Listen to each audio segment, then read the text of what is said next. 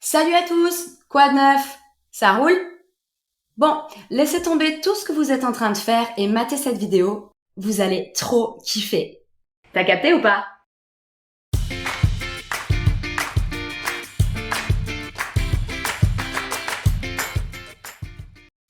Notre leçon du jour est la première partie de la série de leçons qui portera, comme vous l'avez peut-être compris, sur le langage oral, familier, informel, argotique, le langage de la rue, le verlan, bref, le français que les étudiants de votre niveau rêvent de savoir parler pour enfin comprendre les conversations informelles de français sans froncer les sourcils en se demandant mais qu'est-ce qu'il raconte? Alors, je vais essayer de vous donner un maximum de vocabulaire du quotidien, suivi de plein d'exemples concrets pour les utiliser. Prêt? C'est parti. Et surtout, prenez des notes. Les verbes familiers argotiques. Bosser ou taffer, qui signifie travailler. Il bosse dans une entreprise vraiment cool et il voyage tout le temps. Quelle chance! Pioncer, dormir. Je suis trop fatiguée. Bon, je vous laisse, je vais aller pioncer moi. Bouffer, manger. Avoir la dalle, avoir faim. On va bouffer? J'ai trop la dalle. Se casser ou s'arracher signifie partir. Cette soirée est nulle, vous voulez pas qu'on se casse, sérieux?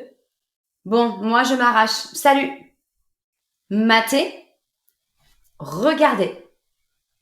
Chialer, pleurer. Exemple, j'ai dû mater ce film au moins 10 fois et je chiale tout le temps à la fin. Choper signifie prendre ou attraper ou alors acheter aussi.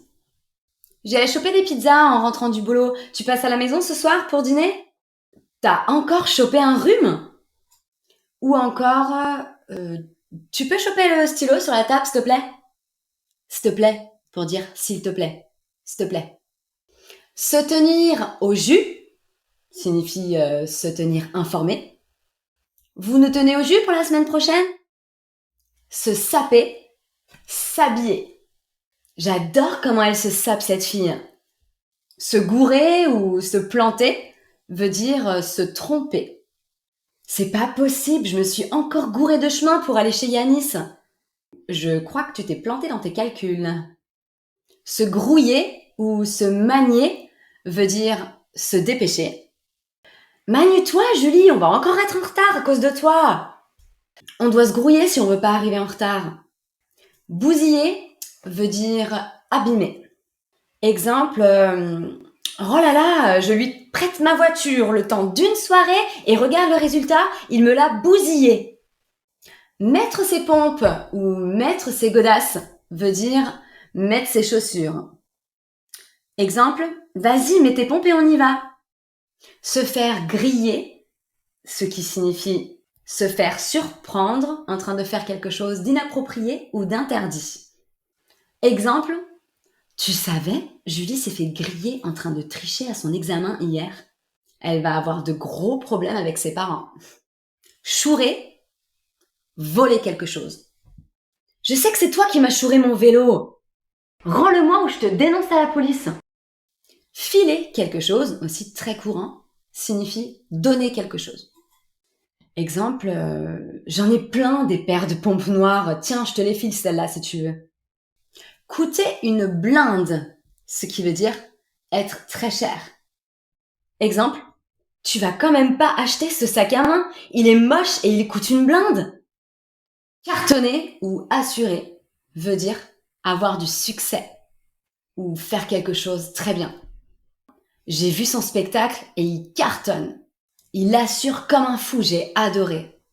Kiffer, qui signifie adorer ou aimer beaucoup quelque chose.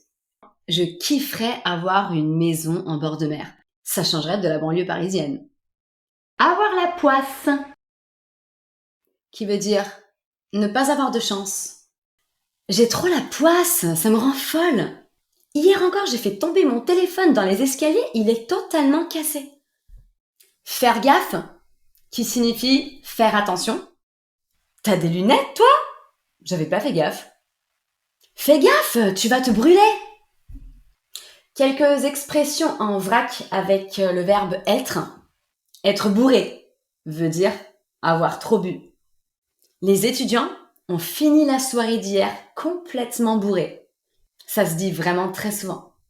Être fauché, ne pas ou plus avoir d'argent. C'est normal que tu sois encore fauché, tu dépenses sans compter. Être blindé, qui veut dire avoir beaucoup d'argent. Julien dit que son beau-père est blindé. Il aurait hérité de la fortune de son grand-père quand il est décédé. Être saoulé, en avoir marre. Elle est tellement saoulée par les crises de jalousie de son partenaire, je pense qu'elle va le quitter.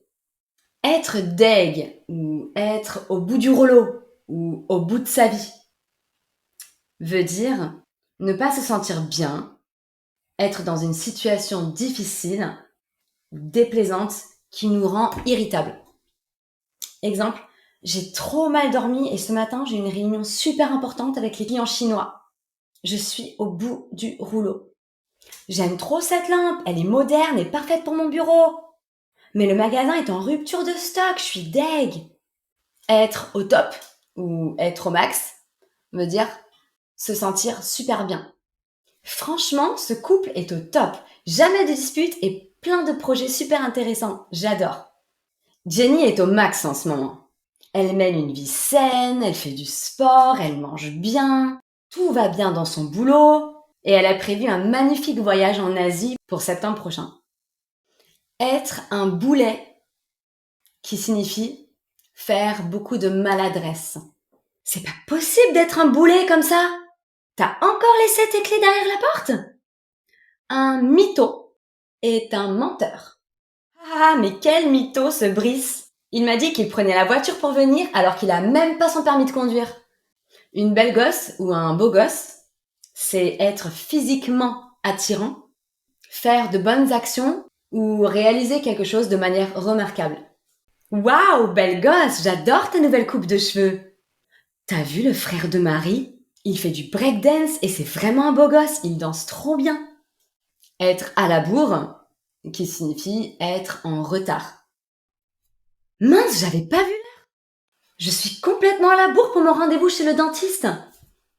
Être foutu veut dire se retrouver dans une situation compliquée, voire sans issue. Si mon chef apprend que j'ai perdu ce dossier, je suis foutu. Je crois que mon PC est foutu, il ne veut plus du tout s'allumer. Et enfin, être crevé ou être mort signifie être fatigué. Je vais pas sortir ce soir, je suis crevée. C'est tout pour le moment, c'est tout pour cette première partie de la série de leçons sur le langage informel et familier. J'espère que ça vous a plu. N'hésitez pas à aller sur notre site internet lingoni.com où vous retrouvez plein d'exercices interactifs, des vidéos exclusives, des podcasts et des exercices de prononciation. Et restez connectés pour ne pas rater la sortie de notre deuxième partie qui sera prise en charge par Alicia avec plein d'autres infos indispensables si vous voulez apprendre à parler comme un natif. À bientôt, ciao ciao!